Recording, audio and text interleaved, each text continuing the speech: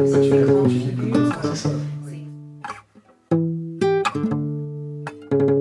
je peux dire deux choses au début pour situer un peu le contexte de la création de politique africaine, tel que moi je l'ai vécu et que je m'en rappelle.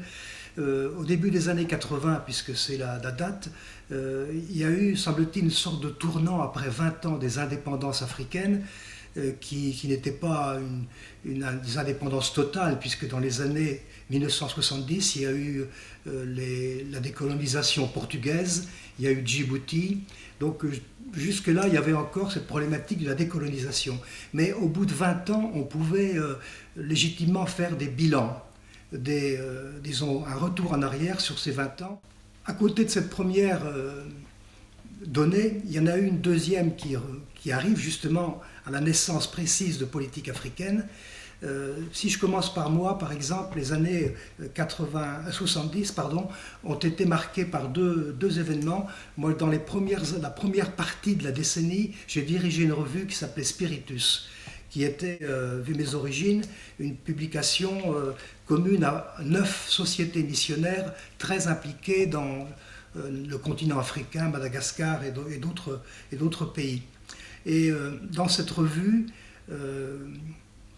qui était chargée à travers une revue trimestrielle de présenter les changements de la mission.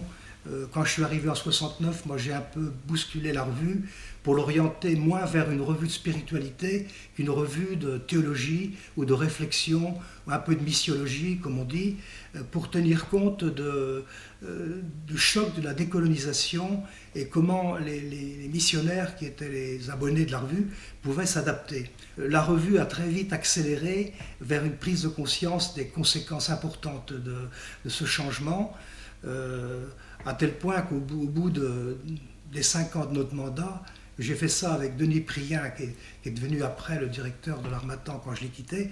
On a été obligé de céder la place à d'autres, quoi. Et c'est là qu'on a, nous-mêmes, ayant fait une expérience importante, on a été amené à créer l'Harmattan, dans lequel j'ai été, moi, durant 5 ans, jusqu'à ce que je m'en sépare en 80. Donc en 80, j'avais cette double expérience, quoi, d'une revue trimestrielle qui rappelle un peu politique africaine, et puis d'une première expérience d'édition, d'une édition qu'on pouvait appeler une petite maison d'édition tiers-mondiste, qui a trouvé sa place entre à l'époque les éditions Présence africaine et puis Maspero.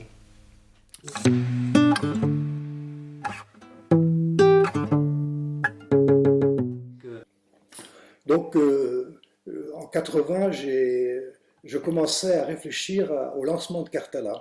Et à ce moment-là, j'ai rencontré Jean-François Bayard, qui nous avait déjà contacté à l'Harmattan pour son bouquin sur l'État au Cameroun. Et puis, c'était en 1978-1979, et je lui avais dit, vous savez, on n'est pas une maison encore très pignon sur rue, pas encore très professionnelle, et puis peut-être qu'il faudrait apporter un peu d'argent pour financer la demande, et ça l'avait refroidi un peu, et donc l'ouvrage L'État au Cameroun est paru aux presses de la Fondation des Sciences Po.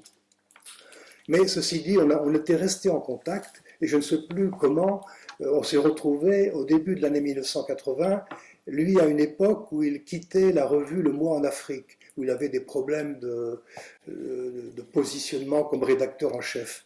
Et on s'est rencontrés avec chacun un projet qui était, moi, donc, de créer les éditions Cartala, et lui de se dire, bon, je quitte Le Mois en Afrique, mais est-ce que je ne pourrais pas lancer, avec des confrères, avec des chercheurs, une nouvelle revue? Donc l'affaire s'est faite assez rapidement, parce que moi j'ai compris tout de suite aussi que pour la revue, pour les éditions Cartala, ça allait constituer une chance importante. On a ouvert la maison au mois de mai, on a publié un premier roman qui s'appelait Le Bal des Caïmans, qui était un roman policier de Yodi Caron du Cameroun. Mais Politique africaine a été intégrée tout de suite avec mes deux collègues Dominique Mataillé et Patrick Méran. Moi j'étais gérant, mais eux étaient l'un commercial, l'autre administratif et éditorial. On a intégré le projet Politique africaine.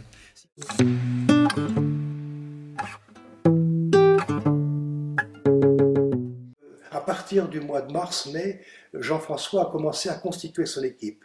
Effectivement, avec le Crépao de l'Université de Pau et François Constantin, qui est resté longtemps le directeur de Pau, et puis le Centre d'études d'Afrique noire, avec Paul Coulon, Jean-François Médard, Jean-Louis Balance, Yves Fauré, c'est Alain Ricard, et puis plusieurs autres, quoi. Et ils se connaissaient déjà, ils avaient à peu près la même époque, c'est-à-dire même un peu plus jeune que nous, la trentaine, quoi, un peu plus tôt que moi en particulier. Et donc ils ont commencé à penser l'affaire pour une revue qui commencerait en 81, donc l'année suivante.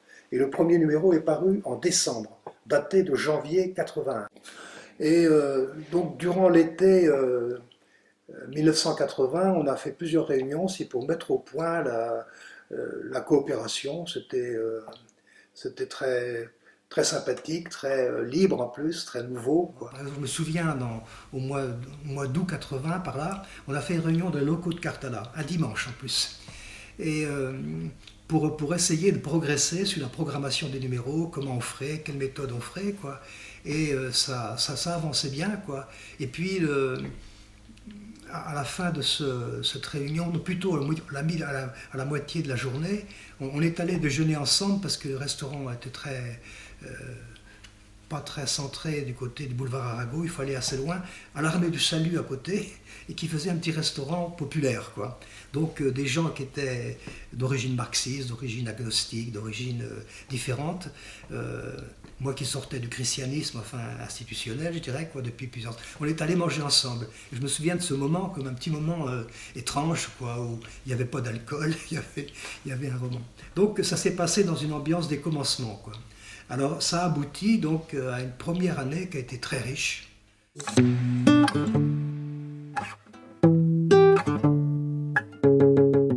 Donc ça a été très riche parce que chacun apportait d'abord une jeunesse, quoi, une jeunesse de lancement, et puis très vite,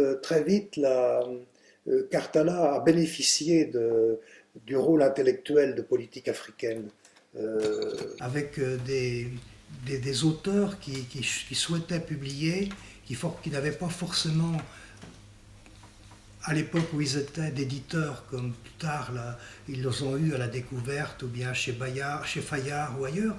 Et donc on a bénéficié pour le lancement des collections, notamment Hommes et Société, notamment Les Afriques, que Jean-François mettait en place pratiquement l'année suivante, d'auteurs, Jean-François lui-même, mais Christian Coulon, Yves Fauré, et puis d'autres collègues que j'évoquais tout à l'heure. Ça s'est traduit par une copénétration, quoi, chacun restant dans ses responsabilités, qui a été féconde également pour Cartala. Mais à l'époque, c'était comme, pour prendre l'expression de Gramsci, c'était un intellectuel organique pour Cartala. Pour moi, jusqu'aux années 2015-2016, là où j'étais encore responsable de Cartala avec Xavier, ça a été toujours un atout très important. Très important par le rôle intellectuel d'une revue associée à une marque d'édition qui est reconnue, qui est restée une revue de référence. Que dans Politique africaine, c'est un point aussi important, une opération mixte, quoi. Une opération mixte entre, d'une part, une communauté de chercheurs qui appartiennent à des institutions publiques, donc qui sont dans des institutions publiques financées par l'État, et une petite maison d'édition, parce que ce n'est pas une grosse maison comme Le Seuil ou encore une fois Albin Michel, par exemple. C'est une petite maison d'édition, mais qui vit sur une logique de marché, quoi, une logique d'entreprise privée, pour lequel la rentabilité est importante, où les fins de mois sont difficiles. On ne peut pas compter sauf des subventions, mais pas sur... il faut que le chiffre d'affaires suive. Si bien qu'on a souvent dit que Politique africaine, à ce moment-là, et Cartala, c'était une opération d'un partenariat public-privé qui avait aussi son originalité, quoi, et qui a tenu bon gré malgré des tensions, il y en a eu évidemment, qui a tenu jusqu'à maintenant, quoi, et j'espère que ça tiendra encore, quoi.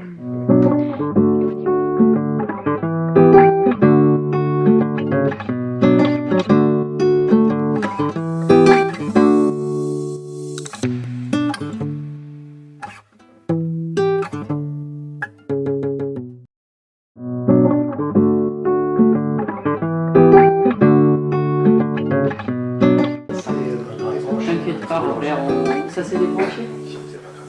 C'est une belle fin. Oui. Hein, Oui, c'est vraiment une très belle fin. super. Ouais.